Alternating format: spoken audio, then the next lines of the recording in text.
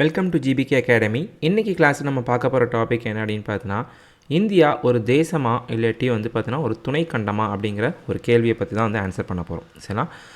இது இப்போ ரீசெண்டாக ஒரு கான்ட்ரவர்சியான ஒரு டாப்பிக்காக போயிட்டுருச்சு. இந்தியா தேசம்னு சொல்லி சொல்கிறாங்க, துணைக்கண்டம் சொல்லி சொல்கிறாங்க. அப்போனா என்ன இது அப்படின்னு சொல்லி பார்க்கலாம். சரிங்களா? ஃபஸ்ட்டு துணைக்கண்டம் அப்படின்னா என்னென்னு பார்த்தோன்னா, இந்தியாவில் பார்த்தோன்னா நம்ம சவுத் ஏஷியா அப்படிங்கிற பகுதியில் இருக்கிறோம். சரிங்களா? ஸோ சவுத் ஏஷியா அப்படிங்கிறப்ப இந்தியா, பாகிஸ்தான், சரிங்களா? ஸோ இந்த மாதிரி இதெல்லாம் சேர்ந்து தான் பார்த்தோன்னா துணைக்கண்டம் அப்படின்னு சொல்லி சொல்கிறாங்க. சரிங்களா? ஸோ சவுத் ஏஷியா, அதனால தான் இந்தியாஸ் பீங் கால்ட் அஸ் ஒரு துணைக்கண்டம் அப்படின்னு சொல்லி சொல்கிறாங்க. சரிங்களா? இந்த துணைக்கண்டத்தில் பார்த்தோன்னா பல்வேறு கலாச்சாரங்கள் பின்பற்றப்படுது. லைக் தமிழ்நாடு, கேரளா, அதுக்கப்புறம் ஆந்திர பிரதேஷ், மகாராஷ்டிரா, குஜராத், மத்திய பிரதேஷ், இந்த மாதிரி ஒவ்வொரு பகுதியிலுமே ஒவ்வொரு கலாச்சாரங்கள் பின்பற்றப்படுது. சரிங்களா? ஸோ இப்படி ஒவ்வொரு கலாச்சாரங்கள், ஒவ்வொரு மொழி பேசப்படுது. சரிங்களா? இந்த மாதிரி ஒவ்வொரு கஸ்டம்ஸ், ட்ரெடிஷன்ஸ் இதெல்லாம் வேறு வேறு இருக்கிறதுனால இவங்க எல்லாருமே தனித்து இருக்கிறது தான் சாத்தியம். அதான் நல்லது அப்படின்னு சொல்லி சொல்கிறாங்க. அதான் துணைக்கண்டத்துடைய கான்செப்டாக இருக்குது. இது எங்கேருந்து எவால்வ் ஆன கான்செப்ட்னு பார்த்தீங்கன்னா, யூரோப்லேருந்து எவால்வ் ஆன கான்செப்ட். சரிங்களா? யூரோப்பில் கிட்டத்தட்ட பார்த்தீங்கன்னா யூரோப்பியன் யூனியனில் 40 நாடுகள் இருக்குது. 40 நாடுகளுமே பார்த்தீங்கன்னா நம்ம ஊர் மாதிரியே ஒவ்வொன்றும் ஒவ்வொரு கலாச்சாரத்தை பின்பற்றுது. ரொமானியா, மெசிடோனியா, சரிங்களா, பெல்ஜியம், போலாண்ட், பெலாரஸ் அப்படின்னு சொல்லிட்டு இது எல்லாமே பார்த்தீங்கன்னா ஒவ்வொரு நாடுகளாக இருக்காங்க. சரி, எப்படி நம்ம ஸ்டேட்ஸ் அப்படின்னு சொல்லி சொல்கிறோமோ இது எல்லாமே ஒவ்வொரு தனித்தனி நாடாக இருக்குது. இது என்னென்னு சொல்லி சொல்லுவாங்கன்னா பால்கன் நேஷன்ஸ் அப்படின்னு சொல்லி சொல்லுவாங்க. சரிங்களா? பால்கன் நாடுகள் அப்படின்னு சொல்லி சொல்லுவாங்க. ஏன்னு பார்த்தீங்கன்னா இது எல்லாமே சின்ன சின்ன நாடுகளாக இருக்கும்.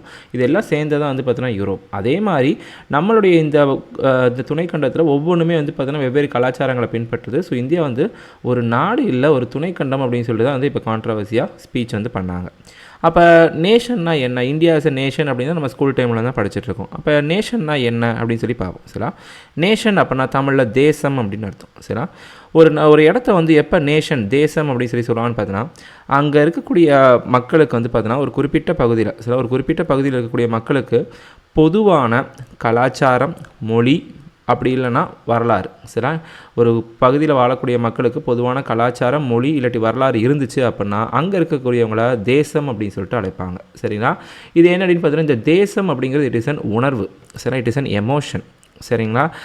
எப்படி சொல்லலாம் அப்படின்னு பார்த்தீங்கன்னா, நம்ம இன்றைக்கி நம்ம வெவ்வேறு கலாச்சாரம் இருக்குது. தமிழ்நாடு, கேரளா எல்லாமே வேறு வேறு கல்ச்சர் பேசுகிறோம், வேறு வேறு மொழிகள் பேசுகிறோம். ஆனால் இப்போ இந்தியா கிரிக்கெட் மேட்ச் ஆடிச்சு அப்படின்னா எல்லாருமே என்ன தான் விருப்பப்படுறோம்? இந்தியா ஜெயிக்கணும் அப்படின்னு தான் விருப்பப்படுறோம். அதுதான் பார்த்தீங்கன்னா இந்த எமோஷன். சரிங்களா?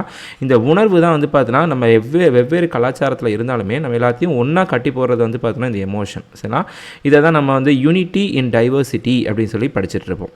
சரிங்களா? ஸோ பன்முகத்தன்மையில் ஒற்றுமை. சரிங்களா? பன்முகத்தன்மை நம்ம வேறு வேறு கலாச்சாரம் பின்பற்றுறோம். நான் அதுலேயுமே ஒற்றுமையாக இருக்கிறது எதனால் அப்படின்னு பார்த்தீங்கன்னா இந்த தேசம் அப்படிங்கிற உணர்வுனால. சரிங்களா? அப்போ நீங்கள் கேட்கலாம், நம்மளுக்கு இப்போ பொதுவான கல்ச்சர் இல்லையே, ஒவ்வொரு இடத்துலையும் ஒவ்வொரு கலாச்சாரம் பேசுகிறோம், ஒவ்வொரு இடத்துலையும் ஒவ்வொரு மொழிகள் பேசுகிறோம். ஆனால் we all have a common history. சரி, நம்ம எல்லாருக்கும் பொதுவான ஒரு வரலாறு இருக்குது. என்ன அப்படின்னு பார்த்தீங்கன்னா நம்ம எல்லாத்தையுமே பார்த்தீங்கன்னா ஒருங்கிணைத்தது என்னென்னு பார்த்தீங்கன்னா இந்த பிரிட்டிஷோடைய ஆட்சி. சரிங்களா? ஸோ பிரிட்டிஷ் நம்ம 200 இயர்ஸ் ரூல் பண்ணுறாங்க. அப்படி ரூல் பண்ணுறப்ப அவங்க செய்த அந்த அடக்குமுறையாக இருக்கட்டும், அவங்க செய்த மற்ற விஷயங்களாக இருக்கட்டும், சட்டங்கள் பண்ணது, அப்புறம் நம்ம ஊரில் பண்ண ரயில்வே லைன்ஸ் வச்சு கனெக்ட் பண்ணது, இது எல்லாமே பார்த்திங்க அப்படின்னா நம்ம எல்லாத்தையுமே ஒரு பொதுவான வரலாற்றை பார்த்திங்கன்னா கொடுத்துருக்கு. சரிங்களா? ஸோ இந்த நேஷ்னல் மூவ்மெண்ட் அப்படிங்கிறப்ப இந்தியா விடுதலை பெறணும் அப்படின்னு தான் பார்த்தீங்கன்னா இந்தியாவில் இருக்கக்கூடிய அனைத்து பகுதியில் இருக்கிறவங்க விருப்பப்பட்டாங்க. For example ball Gangadhar Tilak விருப்பப்பட்டாங்க.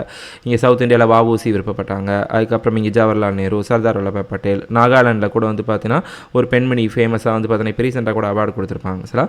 So இந்த மாதிரி பல்வேறு இடங்களில் இருந்தாலுமே எல்லாருமே விருப்பப்பட்டது என்னென்னு பார்த்தீங்கன்னா இந்தியா பிரிட்டிஷிடமிருந்து விடுதலை பெறணும் அப்படின்னு சொல்லிட்டு தான். சரிங்களா? ஸோ இவங்க எல்லாத்தையும் ஒரே உணர்வாக கட்டுப்போட்டதான் பார்த்தீங்கன்னா இந்த நேஷன் அப்படிங்கிற விஷயம். சரிங்களா?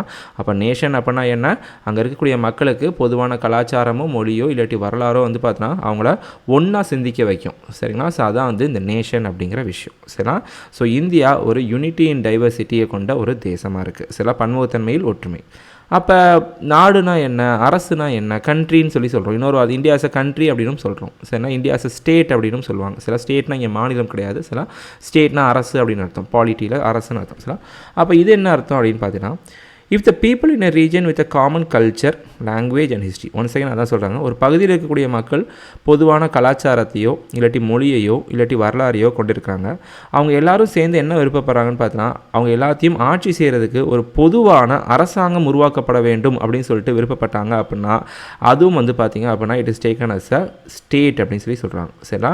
ஸோ நேஷன் அப்படின்னா வெறுமனே அந்த உணர்வு மட்டும்தான் இருக்கும்.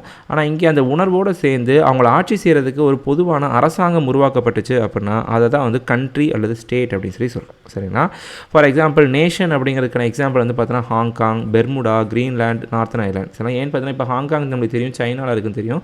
பட் ஆனால் அங்கே இருக்கவங்களுக்கு வந்து பார்த்தீங்கன்னா தனி ஸ்பெஷல் ஸ்டேட்டஸ் கொடுத்துருக்காங்க. ஏன் அப்படின்னு பார்த்தீங்கன்னா அங்கே இருக்கக்கூடிய மக்களுடைய கலாச்சாரம், மொழி, வரலாறுலாம் வேறு மாதிரி இருக்குது.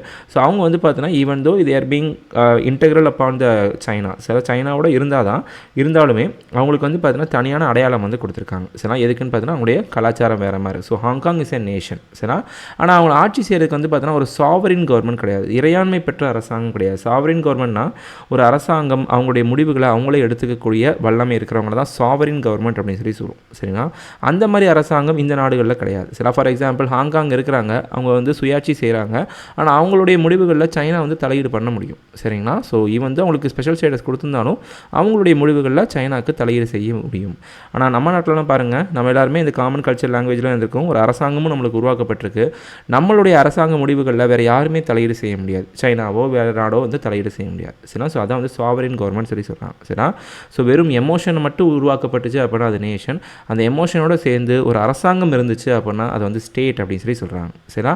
அப்போ இப்போ என்ன கேள்வி வரும், இந்தியா நேஷனா, அப்போ நாடா, கண்ட்ரியா, ஸ்டேட்டான்னு சொல்லிட்டு கேள்வி வரும். சரிங்களா? அப்போ என்ன சொல்லலான்னு பார்த்தோன்னா India it evolved as a nation. சில நம்ம வந்து ஒரு தேசமாக தான் ஆரம்பித்தோம். சில நம்ம பிரிட்டிஷ் ஆட்சி கீழே நம்ம அவங்களுக்கு அகேன்ஸ்டாக வந்து இந்தியா முழுவதும் போராட்டம் பண்ணோம். சரிங்களா? ஸோ அப்போ வந்து நம்ம ஒரு நேஷனாக தான் ஆரம்பிக்கிறோம். சில ஈவன் தோ வெவ்வேறு கலாச்சாரங்கள் பேசினாலும் நம்ம எல்லாத்தையும் ஒன்றிணைத்தது அந்த வரலாறு. சில அந்த வரலாறு மூலயமா அந்த தேசியம் அப்படிங்கிற உணர்வு நமக்குள்ளே வருது.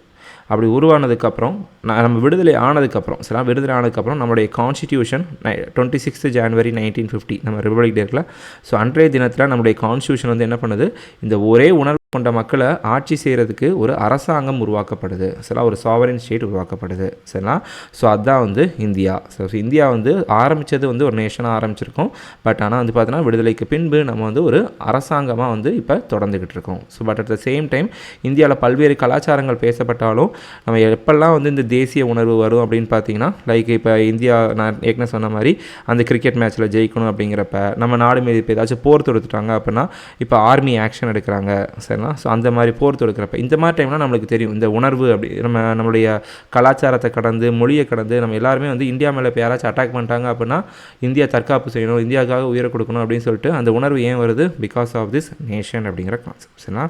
ஸோ இதுதான் வந்து இதற்கான ஆன்சர். சரிங்களா? ஸோ இந்தியாவில் வந்து பார்த்தீங்கன்னா பல்வேறு கலாச்சாரங்கள் இருந்தாலும் நம்ம எல்லாருமே வந்து இந்தியர்கள் தான் அப்படிங்கிறதான் வந்து இங்கே ரொம்ப ரொம்ப முக்கியம். சரிங்களா? ஸோ அதோட வந்து இந்த வீடியோ நிறைவடையுது.